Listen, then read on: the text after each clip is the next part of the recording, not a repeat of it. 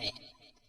اس بار ہم آپ کی خدمت میں پیش کر رہے ہیں فاروق اعظم، انبیاء کی جماعت اور امت کے سب سے افضل انسان ابو بکر صدیق کے بعد اسلام کے دوسرے خلیفہ راشد فاروق اعظم کا درجہ ہے۔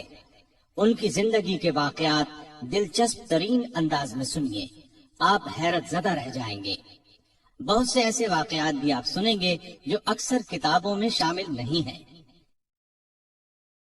اللہ تعالی کا ارشاد ہے، وہ لوگ جو اللہ اور اس کے رسولوں پر ایمان لائے ہیں، یہی تو وہ ہیں جو ان کے پروردگار کے نزدیک صدیق اور شہید ہیں، ان کے لیے اجر اور نور ہے۔ رسول اللہ صلی اللہ علیہ وسلم کا ارشاد ہے، اللہ تعالیٰ نے عمر کے دل اور زبان پر حق جاری کر دیا ہے۔ وہ فاروق ہے جس کے ذریعے اللہ تعالیٰ نے حق اور باطل کے درمیان فرق کیا۔ جماعت اصحاب روشن ستارے ہیں، آسمان پر موجود ستاروں کی روشنی کم و بیش ہے۔ یہی مثال صحابہ کرام رضی اللہ عنہم کی ہے، لیکن ہیں سبھی روشن۔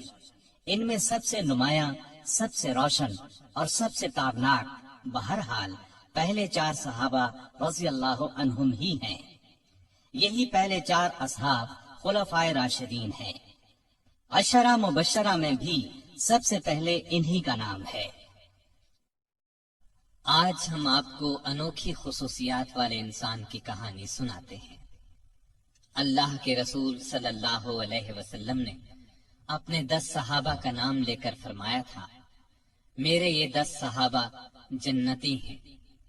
گویا انہیں دنیا ہی میں جنتی ہونے کی بشارت عطا ہوئی۔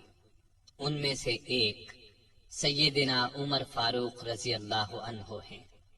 انبیاء کی جماعت کے بعد اور مسلمانوں کے پہلے خلیفہ راشد یار غار سیدنا ابو بکر کے بعد اس دنیا میں سب سے زیادہ فضیلت دوسرے خلیفہ راشد سیدنا عمر فاروق ہی کو حاصل ہے۔ نبی صلی اللہ علیہ وسلم نے ان کے بارے میں اس طرح دعا فرمائی تھی، اے اللہ، اسلام کو عمر کے ذریعے سے قوت اور عزت دے۔ ان کے زمانے میں اسلامی حکومت 22 لاکھ مربع میل رقبے تک پھیل گئی۔ بعض موقعوں پر ان کی تائید میں آیات نازل ہوئیں۔ ان کی خلافت کا زمانہ بہترین اسلامی حکومت کا زمانہ تھا۔ اتنے بڑے حکمران ہوتے ہوئے دوپہر کے وقت شہر سے باہر گرم زمین پر کوئی پتھر وغیرہ سر کے نیچے رکھ کر قیلولہ کر لیتے تھے۔ ان کے واقعات اس قدر حیرت انگیز ہیں کہ سننے والے دنگ رہ جاتے ہیں۔ بڑے بڑے طاقتور حکمران ان کے نام سے کانپتے تھے، جبکہ خود ان کا یہ حال تھا کہ جسم پر کھردرا لباس ہوتا تھا۔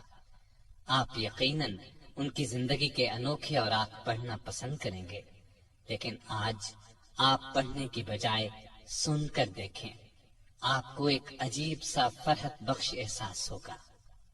سیدنا عمر فاروق رضی اللہ عنہ ہجری سال شروع ہونے سے 40 سال پہلے 583 عیسوی یا 584 عیسوی میں مکے میں پیدا ہوئے۔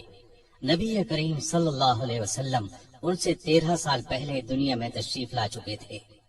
والدین نے نام عمر رکھا، کنیت ابو حفص تھی، لقب فاروق تھا، یعنی حق اور باطل میں فرق کرنے والا۔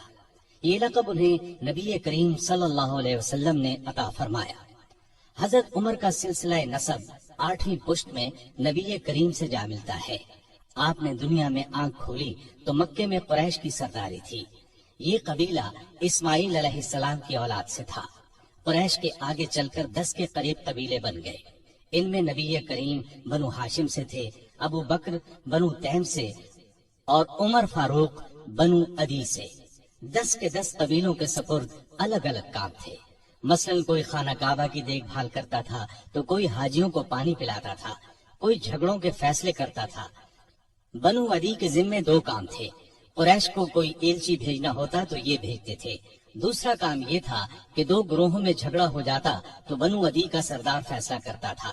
بنو عدی کے گھر صفا اور مروہ پہاڑیوں کے درمیان میں تھے۔ عمر یہیں پیدا ہوئے اور پرورش پائی۔ ان کے والد خطاب بنو عدی کے سردار تھے۔ جس زمانے میں نبی کریم صلی اللہ علیہ وسلم نے نبوت کا اعلان کیا، خطاب فوت ہو چکے تھے۔ سیدنا عمر کے بچپن کے حالات کسی کتاب میں نہیں ملتے۔ اتنا ذکر ملتا ہے کہ بڑے ہوئے تو باپ نے اونٹ چرانے پر لگا دیا۔ اونٹ چراتے ہوئے کبھی تھک کر بیٹھ جاتے تو باپ مارا کرتا تھا۔ جوانی کی عمر کو پہنچنے تک لکھنا پڑھنا سیکھ لیا تھا۔ نبی کریم صلی اللہ علیہ وسلم نے جب اعلان نبوت کیا تو قریش میں کل 17 آدمی لکھنا پڑھنا جانتے تھے۔ ان میں عمر فاروق بھی تھے۔ اس کے علاوہ انہوں نے سپاہگری، تیغ زنی اور گھڑ سواری میں کمال حاصل کیا۔ گھڑ سواری کا حال یہ تھا کہ اچھل کر گھوڑے پر بیٹھ جاتے۔ کشتی کا فن بھی سیکھا۔ اونچے قد کے طاقتور آدمی تھے۔ چوٹی کے کئی پہلوانوں سے مقابلے جیتے۔ شاعر نہیں تھے، اشعار پسند کرتے تھے۔ تقریر کرنے کا ڈھنگ بھی آتا تھا۔ مزاج میں غصہ اور سختی تھی۔ جوان ہونے پر تجارت کا پیشہ اختیار کیا۔ نبی کریم نے نبوت کا اعلان کیا تو ان کی عمر 27 سال تھی۔ اس وقت قریش میں بہت اونچی حیثیت کے مالک تھے۔ مکے کے معزز لوگوں میں شمار ہوتا تھا۔ ان کے بھائی زید بن خطاب، بہن فاطمہ بنت خطاب اور بہنوئی سعید بن زید نے جلد ہی اسلام قبول کر لیا، لیکن عمر اپنے باپ دادا کے مذہب پر سختی سے قائم رہے۔ ڈٹ کر اسلام کی مخالفت کی۔ مسلمان ہو جانے والوں کو مارتے پیٹتے تھے۔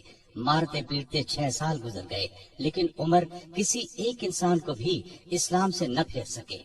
اس دوران میں کچھ واقعات ایسے پیش آئے جن کی وجہ سے وہ سخت الجھن میں پڑ گئے۔ کبھی اسلام کی طرف مائل ہوتے، کبھی مسلمانوں کے خلاف نفرت محسوس کرتے۔ اس کی وجہ یہ تھی کہ رسول کریم صلی اللہ علیہ وسلم کے متعلق قریش کے کافروں نے مشہور کر رکھا تھا کہ وہ جادوگر ہیں۔ اس زمانے میں ایک روز انہوں نے رسول پاک صلی اللہ علیہ وسلم کو حرم شریف کے اندر نماز پڑھتے دیکھا تو وہ آپ کے پیچھے کھڑے ہو گئے۔ اس وقت آپ صلی اللہ علیہ وسلم قرآن پاک کی سورۃ الحاقہ کی بلند آواز میں تلاوت کر رہے تھے۔ اللہ کے کلام نے ان پر بہت اثر کیا۔ انہیں یقین ہو گیا کہ آپ نہ تو جادوگر ہیں اور نہ شاعر ہیں۔ دل میں اسلام کے لیے نرم گوشہ پیدا ہو گیا، لیکن باپ دادا کا مذہب چھوڑنے پر اب بھی تیار نہ ہوئے۔ قاسم بن عثمان کی روایت میں آیا ہے کہ ایک دن طبیعت نے جوش مارا، ارادہ کیا کہ جس ہستی کی وجہ سے وہ الجھن میں ہیں کیوں نہ انہیں ختم کر دیں۔ چنانچہ ننگی تلوار ہاتھ میں لے کر نکلے۔ راستے میں ایک مسلمان نعیم بن عبداللہ مل گئے۔ انہوں نے پوچھا، خیر تو ہے؟ ننگی تلوار لیے کہاں جا رہے ہیں؟ بولے، محمد کو قتل کرنے جا رہا ہوں۔ نعیم نے کہا کہ پہلے اپنے گھر کی خبر تو لیں، آپ کی بہن اور بہنوئی مسلمان ہو چکے ہیں۔ سیدنا عمر الٹے پاؤں بہنوئی کے گھر پہنچے۔ اس وقت ان کے بہنوئی سعید بن زید اور فاطمہ بنت خطاب کے گھر میں رسول اللہ صلی اللہ علیہ وسلم کے ایک صحابی خباب بن ارد بھی موجود تھے۔ خباب بن ارد انہیں قرآن سکھا رہے تھے۔ عمر نے دروازے پر دستک دی تو خباب گھر کے ایک حصے میں چھپ گئے۔ فاطمہ نے قرآن کے اوراق چھپا دیے، لیکن عمر تلاوت کی آواز سن چکے تھے۔ اندر پہنچ کر پوچھا، کیا پڑھ رہے تھے؟ مجھے معلوم ہوا ہے کہ تم مسلمان ہو چکے ہو، اپنے باپ دادا کے مذہب سے پھر گئے ہو۔ یہ کہہ کر انہوں نے دونوں کو مارنا پیٹنا شروع کر دیا۔ بہن کے سر پر ایک لکڑی ماری، ان کے سر سے خون بہہ نکلا۔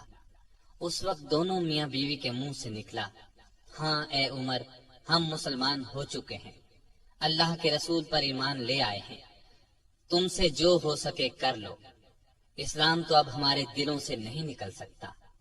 عمر نے بہن کا خون دیکھا اور یہ الفاظ سنے تو غصہ ٹھنڈا ہو گیا۔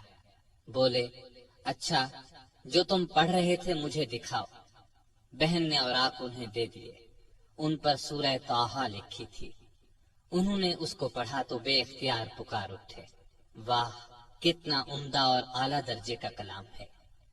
یہ سن کر خباب بن ارد بھی باہر نکل آئے اور بولے، اے عمر، مجھے امید ہے اللہ تعالیٰ نے اپنے نبی کی دعا کو پوری کرنے کے لیے آپ کو چن لیا ہے۔ میں نے کل ہی نبی صلی اللہ علیہ وسلم کو یہ دعا کرتے سنا ہے، الہی ابو جہل یا عمر بن خطاب کے ذریعے سے اسلام کو قوت عطا کر، پس اے عمر اللہ کی طرف آؤ، اللہ کی طرف آؤ۔ یہ سن کر سیدنا عمر فاروق نے کہا، مجھے محمد کے پاس لے چلو۔ نبی صلی اللہ علیہ وسلم اس وقت دار ارقم میں تھے۔ عمر رضی اللہ عنہ خباب بن ارت کے ساتھ کمر سے تلوار لٹکائے وہاں پہنچے۔ دروازے پر دستک دی۔ ایک صحابی نے اندر سے ایک جھری میں سے جھانک کر آپ صلی اللہ علیہ وسلم کو بتایا، باہر عمر تلوار کمر سے لٹکائے کھڑے ہیں، نہ جانے کس ارادے سے آئے ہیں۔ آپ کے چچا سیدنا حمزہ رضی اللہ عنہ بھی اس وقت وہاں موجود تھے۔ یہ بہت بہادر تھے، فوراً بولے، انہیں اندر آنے دو، نیک ارادے سے آئے تو ٹھیک، ورنہ انہی کی تلوار سے ان کا سر اڑا دوں گا۔ رسول اللہ صلی اللہ علیہ وسلم نے بھی فرمایا، انہیں آنے دو۔ چنانچہ دروازہ کھول دیا گیا۔ عمر اندر داخل ہوئے۔ آپ صلی اللہ علیہ وسلم اٹھ کر ان کی طرف بڑھے، ان کی چادر کو مٹھی میں دبا کر زور سے کھینچتے ہوئے فرمایا، خطاب کے بیٹے، تم کس ارادے سے آئے ہو؟ سیدنا عمر رضی اللہ عنہ نے عرض کیا، اے اللہ کے رسول، میں اللہ اور اس کے رسول پر ایمان لانے کے لیے حاضر ہوا ہوں۔ اس پر آپ صلی اللہ علیہ وسلم نے زور سے اللہ اکبر فرمایا۔ باقی مسلمانوں نے بھی اللہ اکبر کا نعرہ لگایا۔ اب عمر رضی اللہ عنہ نے کلمہ پڑھا، پھر بولے، اے اللہ کے رسول، کیا ہم حق پر نہیں ہیں؟ آپ نے فرمایا، اس ذات کی قسم جس کے قبضے میں میری جان ہے، تم لوگ حق پر ہو۔ یہ سن کر سیدنا عمر فاروق نے عرض کیا، جب ہم حق پر ہیں اور کافر غلط راستے پر، تو پھر اپنا دین کیوں چھپائیں؟ آپ نے فرمایا، اے عمر، ابھی ہماری تعداد تھوڑی ہے اور تم دیکھ رہے ہو کہ ہم کن حالات سے گزر رہے ہیں۔ سیدنا عمر نے یہ سن کر فرمایا، اس ذات کی قسم جس نے آپ کو نبی بنا کر بھیجا ہے، میں اسلام لانے سے پہلے جن لوگوں میں اٹھتا بیٹھتا تھا، اب مسلمان ہو کر ان کے سامنے جاؤں گا۔ اس پر تمام مسلمان دار ارقم سے 2 صفیں بنا کر نکلے اور کعبے کی طرف روانہ ہوئے۔ ایک صف میں عمر تھے، دوسری میں حمزہ۔ سب نے مسجد حرام میں نماز ادا کی۔ قریش نے یہ دیکھا تو طیش میں آ گئے۔ اس وقت تو کچھ نہ کہا، جب عمر تنہا نظر آئے تو ان پر حملہ کر دیا۔ انہوں نے بھی ڈٹ کر مقابلہ کیا۔ آخر کافر انہیں چھوڑ کر چلے گئے۔ یہ واقعہ نبوت کے 6 سال پیش آیا۔ ایمان لانے کے بعد 6 سال تک مکے میں رہے، پھر دوسرے مسلمانوں کے ساتھ مدینے کی طرف ہجرت کی۔ ایسے میں کفار کو مخاطب ہو کر فرمایا، میں آج مکے سے جا رہا ہوں، کسی میں ہمت ہے تو مجھے روک کر دکھائے۔ کوئی آگے نہ آیا۔ اس طرح آپ قباء پہنچے۔ پھر نبی کریم صلی اللہ علیہ وسلم اور ابو بکر ہجرت کر کے وہاں تشریف لائے۔ مسجد قباء کی تعمیر کے بعد سب نے مدینے کا رخ کیا۔ ہجرت کے وقت سیدنا عمر فاروق کی عمر 40 سال کے قریب تھی۔ اس کے بعد وہ 23 برس اس دنیا میں رہے۔ یہ سارا زمانہ مدینے میں گزارا، مسجد نبوی کی تعمیر میں حصہ لیا۔ آپ صلی اللہ علیہ وسلم نے مہاجرین اور انصار میں بھائی چارہ کرایا تو اتبان بن مالک کو ان کا بھائی بنایا۔ انہوں نے اپنا نصف مکان انہیں دے دیا۔ عبداللہ بن زید نے خواب میں اذان کے الفاظ سنے۔ انہوں نے یہ الفاظ نبی کریم صلی اللہ علیہ وسلم کو سنائے تو آپ صلی اللہ علیہ وسلم نے سیدنا بلال کو حکم دیا، اذان کہیں۔ جو ہی انہوں نے اذان شروع کی، سیدنا عمر فاروق اپنی چادر گھسیٹتے ہوئے آئے اور بولے، اے اللہ کے رسول صلی اللہ علیہ وسلم، اس ذات کی قسم جس نے آپ کو نبی بنا کر بھیجا ہے، میں نے بھی بالکل یہی الفاظ خواب میں سنے ہیں۔ یہ سن کر آپ بہت خوش ہوئے۔ آج تک اذان انہی الفاظ میں دی جا رہی ہے اور قیامت تک دی جاتی رہے گی۔ ہجرت کے دوسرے سال بدر کی لڑائی پیش آئی۔ سیدنا عمر فاروق بھی اس غزوے میں شریک ہوئے۔ اس غزوے میں انہوں نے ایک نامی بہادر عاص بن ہشام کو قتل کیا۔ یہ رشتے میں ان کا ماموں تھا۔ اگلے سال احد کی لڑائی ہوئی۔ سیدنا عمر اس لڑائی میں بھی شریک ہوئے۔ بدر کی لڑائی میں عمر فاروق کی بیٹی سیدہ حفصہ بیوہ ہو گئی تھی۔ نبی کریم صلی اللہ علیہ وسلم کی خواہش پر سیدنا عمر نے ان کا نکاح آپ سے کر دیا۔ اس طرح وہ رسول کریم صلی اللہ علیہ وسلم کے سسر بنے۔ ان کی بیٹی کو مومنوں کی ماں کا درجہ حاصل ہوا۔ ہجرت کے 5ویں سال شوال میں خندق کی لڑائی پیش آئی۔ سیدنا عمر نے بھی خندق کھودی۔ خندق کے ایک حصے کی حفاظت سیدنا عمر کے سپرد کی گئی۔ بعد میں اس جگہ ان کے نام سے مسجد تعمیر کی گئی جو آج بھی موجود ہے۔ ہجرت کے 6 سال نبی کریم صلی اللہ علیہ وسلم نے کعبے کی زیارت کا ارادہ فرمایا۔ آپ 1400 صحابہ کے ساتھ روانہ ہوئے، ان میں سیدنا عمر بھی تھے۔ حدیبیہ کے مقام پر کافروں سے جو معاہدہ ہوا تو کچھ دوسرے صحابہ کے ساتھ وہ سیدنا عمر پر بھی گراں گزرا۔ وہ رسول اللہ صلی اللہ علیہ وسلم کی خدمت میں حاضر ہوئے اور عرض کی، کیا آپ اللہ کے سچے نبی نہیں ہیں؟ آپ نے فرمایا، یقیناً میں اللہ کا سچا نبی ہوں۔ کہا، کیا ہم حق پر اور ہمارا دشمن باطل پر نہیں ہے؟ آپ نے فرمایا، ہم حق پر اور ہمارا دشمن باطل پر ہے۔ کہا، اے اللہ کے رسول، جب ہم حق پر اور ہمارا دشمن باطل پر ہے تو پھر دب کر کیوں صلح کریں؟ آپ نے فرمایا، میں اللہ کا رسول ہوں، اللہ کے حکم کے خلاف نہیں کرتا، وہی میرا مددگار ہے۔ سیدنا عمر پھر ابو بکر صدیق کے پاس گئے اور ان سے بھی یہی کہا تو انہوں نے فرمایا، اے جوان، بلا شبہ نبی کریم صلی اللہ علیہ وسلم اللہ کے رسول ہیں۔ وہ اپنے رب کی نافرمانی نہیں کر سکتے اور وہی ان کا ناصر و مددگار ہے۔ بس ان کی رکاب کو تھامے رہو، یعنی ہر معاملے میں ان کی فرما برداری کرو۔ نبی کریم صلی اللہ علیہ وسلم نے فرمایا، میں اللہ کا رسول ہوں، اللہ کے حکم کے خلاف نہیں کرتا، وہی میرا مددگار ہے۔ تب جا کر سیدنا عمر کو اطمینان ہوا۔ نبی کریم صلی اللہ علیہ وسلم واپس روانہ ہوئے تو سورہ فتح نازل ہوئی۔ آپ نے سیدنا عمر کو بلا کر اللہ تعالیٰ کا یہ ارشاد سنایا کہ ہم نے آپ کو کھلی فتح عطا کی۔ ساتھ ہی آپ نے فرمایا، مجھ پر آج ایسی صورت نازل ہوئی ہے جو مجھے اس دنیا سے زیادہ پیاری ہے۔ سیدنا عمر رضی اللہ عنہ نے حدیبیہ کی صلح کے موقع پر جو گفتگو کی تھی وہ خلوص نیت پر مبنی تھی۔ پھر بھی انہیں تمام زندگی اس بات کا افسوس رہا کہ کیوں انہوں نے اس طرح کے سوال جواب کیے۔ اس کے بدلے میں انہوں نے بہت سے روزے رکھے، کئی غلام آزاد کیے اور بہت سی نفل نمازیں پڑھی۔ ہجرت کے 7ویں سال خیبر کی لڑائی ہوئی، اس میں بھی سیدنا عمر رضی اللہ عنہ شریک تھے۔ ذی-قعدہ 7 ہجری میں نبی صلی اللہ علیہ وسلم عمرے کے لیے تشریف لے گئے۔ 2000 مسلمان آپ کے ساتھ تھے، سیدنا عمر بھی ان میں شامل تھے۔ ذات سلاسل کی جنگ میں بھی شریک ہوئے۔ سلاسل جگہ کا نام ہے، یا اس مقام پر قبیلہ جزام کا ایک چشمہ تھا جس کا نام سلسل تھا۔ مسلمان لشکر اسی چشمے پر اترا تھا، اسی لیے اس غزوے کو ذات السلاسل کہا جاتا ہے۔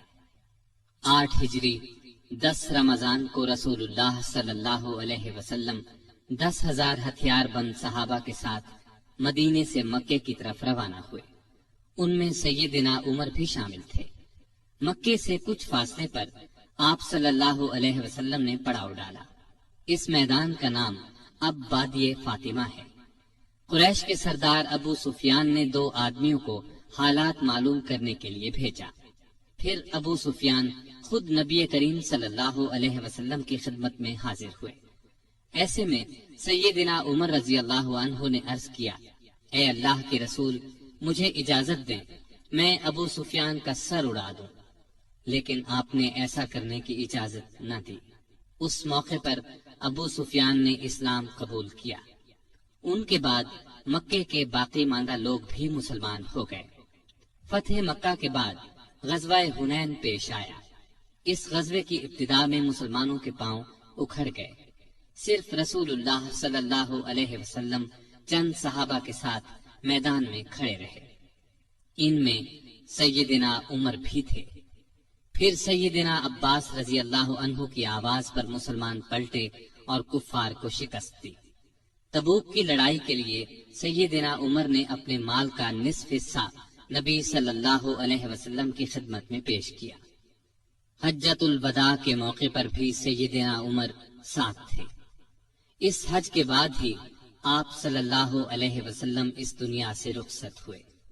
سفر 11 ہجری میں آپ صلی اللہ علیہ وسلم نے اسامہ بن زید کو اسلامی لشکر کا سپہ سالار مقرر کیا اور حکم دیا کہ جا کر رومیوں سے موتا کی لڑائی کا بدلہ لے۔